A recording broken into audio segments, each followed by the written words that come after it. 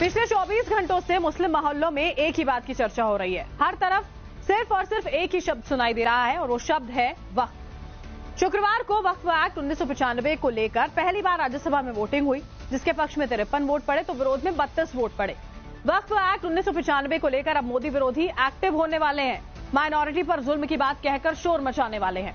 2024 में लोकसभा चुनाव होने वाला है। चुनाव में ये एक बहुत बड़ा मुद्दा होने वाला है। लेकिन ये वक्फ एक्ट 1995 है क्या, इसकी पूरी डिटेल इस रिपोर्ट में। मैं आपकी अनुमति से देश हित में वक्फ बोर्ड अधिनियम 1995 को निरस्त करने के लिए विधेयक को पुनः स्थापित करने की अनुमति देने की मांग करता हूं।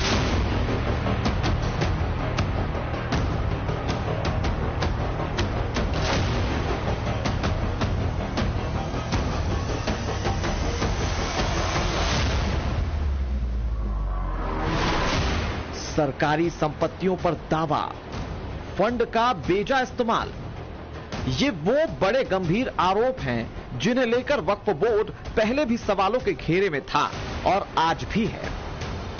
और इसीलिए वक्फ बोर्ड एक्ट 1995 को पूरी तरह से खत्म करने की मांग हो रही है। बीजेपी के राज्यसभा सांसद हरनाथ सिंह ने बाकायदा शिकायतों, सबूतों और आरोपों के साथ सदन में अपनी बातें रखी और इस एक्ट को निरस्त करने की डिमांड की। महोदय, वक्फ बोर्ड अधिनियम 1995 समाज में द्वेष और नफरत पैदा करता है, अपनी अकूत ताकत का दुरुपयोग करता है, समाज की एकता और सद्भाव को विभाजित करता है, अपने अकूत अधिकारों की ताकत के आधार पर सरकारी और निजी संपत्तियों तथा मठ मंदिरों पर मनमाने तरीके से कब्जा करता है। यह विधेयक वक्फ बोर्ड के असंवैधानिक कृत्यों के खिलाफ पीड़ित पक्ष को अदालत जाने से रोकता है, न्यायपालिका और संविधान की सर्वोच्चता को खंडित करता है। अतः मैं आपकी अनुमति से देश हित में वक्फ बोर्ड अधिनियम 1995 को निरस्त करने के लिए विधेयक को पुनः स्थापित करने की अनुमति देने की मांग करता हूं। वक्फ बोर्ड, जैसा कि नाम से ही साफ होता है कि ये बोर्ड मुस्लिम समुदाय से जुड़ा है। दरअसल ये बोर्ड मुस्लिम समुदाय के उत्थान और विकास के लिए काम करता है, लेकिन वक्फ जो काम करता है उसकी हकीकत कुछ और ही है।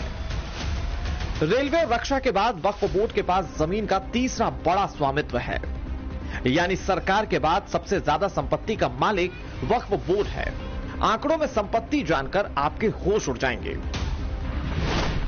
सच्चर कमेटी के रिपोर्ट के मुताबिक साल 2006 में बोर्ड के पास 4.9 लाख पंजीकृत और 6 लाख एकड़ भूमि पर मालिकाना हक था। साल 2020 में यह आंकड़ा 6,16,732 पंजीकृत संपत्ति के पार हो गया, जिसकी कीमत करीब 1,20,000 करोड़ है। अब यह संपत्ति कहां से आई, उसकी इनसाइड स्टोरी समझने के लिए पहले आपको वक्फ का मतलब समझना होगा। वक्फ अरबी भाषा का शब्द है, जिसका अर्थ होता है अल्लाह के नाम पर धार्मिक कामों के लिए दान की गई संपत्ति, जो पैसे या फिर संपत्ति भी हो सकती है। और इस्लाम धर्म में किसी इंसान का धर्म के लिए किया गया किसी भी तरह का दान वक्फ कहलाता है। इसके अलावा अगर किसी संपत्ति को लंबे वक्त तक धर्म के काम में इस्तेमाल किया जा रहा हो तो उसे भी वक्फ माना जा सकता है। साथ ही संपत्ति वक्फ को देने के बाद वापस नहीं ली जा सकती।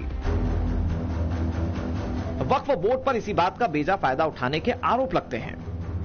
यह बात सिर्फ इतनी नहीं है। वक्फ बोर्ड को सरकार से जो अनुदान मिलता है वो भी कोई छोटी मोटी रकम नहीं है। केंद्र सरकार की ओर से सेंट्रल वक्फ काउंसिल को साल 2016-2017 में 280 लाख, 2017-2018 में 1,218 लाख, 2018-2019 में 1,495 लाख, 2019-2020 में 1,491 लाख रुपए का अनुदान मिला। वहीं 2020-2021 में 300 लाख अनुदान के रूप में मिले।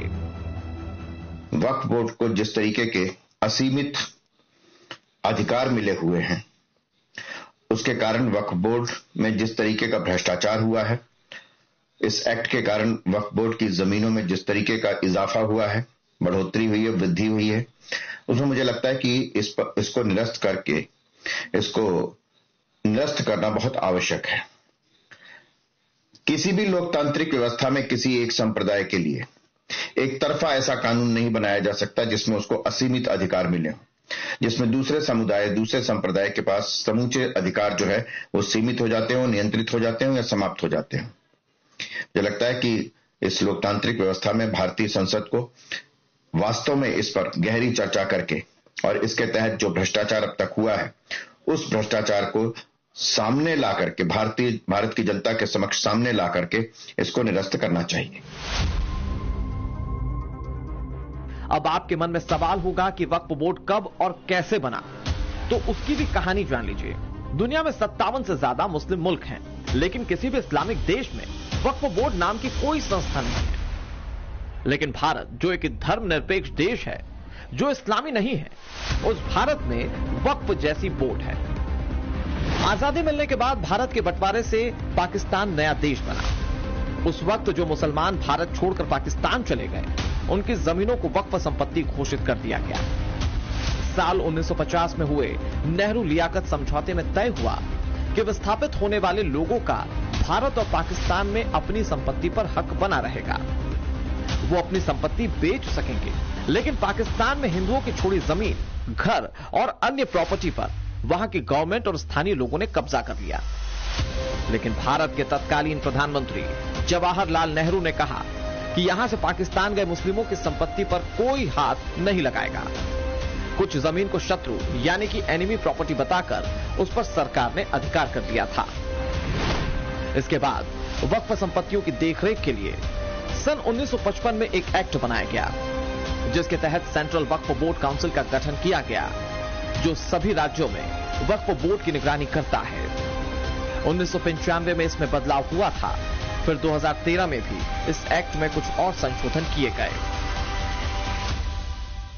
जब कोई मुस्लिम अपनी संपत्ति या पैसा दान करता है तो उसका रखरखाव कौन करेगा?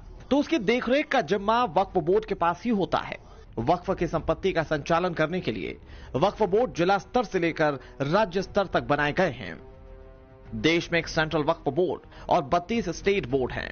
वक्फ बोर्ड में एक वकील, एक विधायक, एक सांसद, एक टाउन प्लानर, एक आईएएस ऑफिसर, एक स्कॉलर और एक प्रबंधक होते हैं। वक्फ एक्ट के मुताबिक ये सभी के सभी मुस्लिम होंगे। हर स्टेट में शिया और सुन्नी वक्फ बोर्ड हैं। ये उन प्रॉपर्टीज का रखरखाव करते हैं और उनसे होने वाली इनकम का इस्तेमाल करते हैं। देश भर में बने कब्रिस्तान वक्फ भूमि का ही हिस्सा होते हैं। इनका रखरखाव और आय पर नियंत्रण वक्फ बोर्ड का ही होता है। सारे वक्फ बोर्ड के नियम कानून हो गए, लेकिन मजहब के नाम पर जमीन कब्जाने का काम ढलल्ले से चल रहा है। इसके लिए फुल प्रूफ प्लान तैयार किया जाता है। सबसे पहले लोकेशन की तलाश की जाती है, उसके बाद प्रॉपर्टी की रैकी की जाती है और फिर शुरू हो जाता है प्रॉपर्टी कब्जाने का काम। हर जगह तरीका एक है। जब भी कोई सवाल उठाए तो मजहब को आगे रख दो। कोई सवाल उठाए तो माइनॉरिटी को दबाने की आवाज बुलंद कर दो। आपको एक एक केस स्टडी करनी होगी। सोचिए, अगर आप अपनी ही कोई जमीन बेचने के लिए रजिस्ट्रार ऑफिस जाएं और वहां जाकर पता चले कि आपकी प्रॉपर्टी किसी और के पास है, तो आपके पैरों के नीचे से जमीन खिसक जाएगी। वक्फ एक्ट के जरिए कई बार किसी भी प्रॉपर्टी को हथिया लिया जाता है और इसे वक्फ की प्रॉपर्टी बता दिया जाता है। तमिलनाडु के त्रिची जिले के एक हिंदू बहुल गांव तिरुचेंथुरई को वक्फ बोर्ड ने अपनी मिल्कियत घोषित कर दिया। बोर्ड ने कहा कि इस गांव की पूरी जमीन वक्फ की है, जबकि उस गांव में सिर्फ 22 मुस्लिम परिवार हैं, जबकि हिंदू आबादी 95% है। हैरानी की बात तो यह है कि वहां के मंदिर को भी वक्फ की संपत्ति घोषित कर दिया गया। ग्रामीण बताते हैं कि यह मंदिर 1500 साल पुराना है, यानी दुनिया में इस्लाम के आने से पहले यह मंदिर है।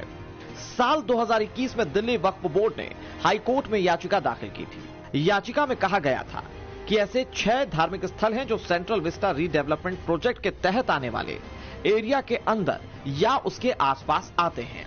वक्फ बोर्ड ने कहा कि इन 6 संपत्तियों में से 5 तो मस्जिद हैं जो 100 साल पुरानी है।